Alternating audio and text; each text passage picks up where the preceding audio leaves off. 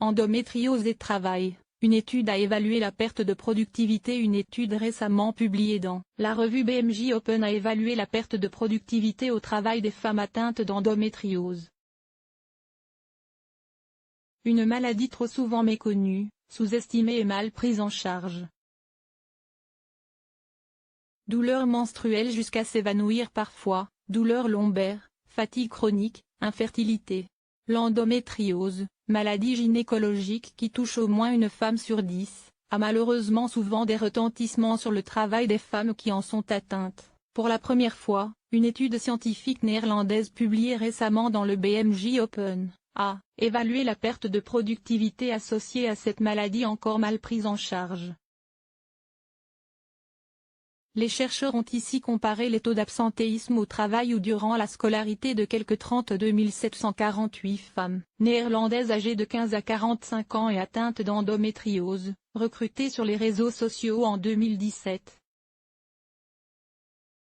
Durant quelques mois, les participantes ont répondu à tout un tas de questionnaires en ligne, où elles ont précisé la fréquence et la durée de leur cycle menstruel, l'intensité de leurs douleurs, et leur absentéisme au travail lié à la maladie.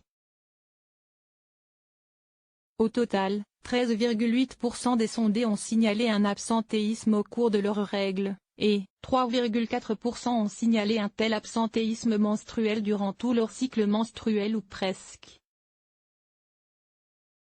L'absentéisme lié aux règles d'une femme atteinte d'endométriose était de 1,3 jours par an en moyenne.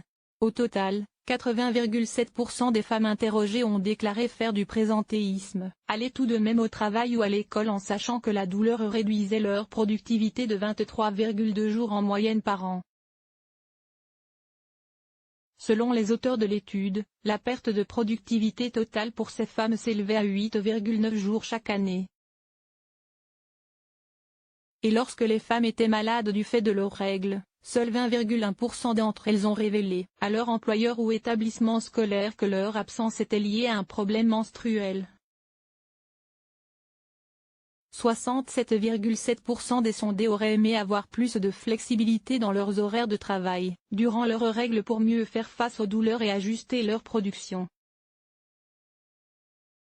Bien que nous soyons au XXIe siècle depuis presque 2 décennies, les discussions sur les symptômes menstruels sont encore parfois tabous, ont déploré les auteurs de l'étude dans leurs conclusions.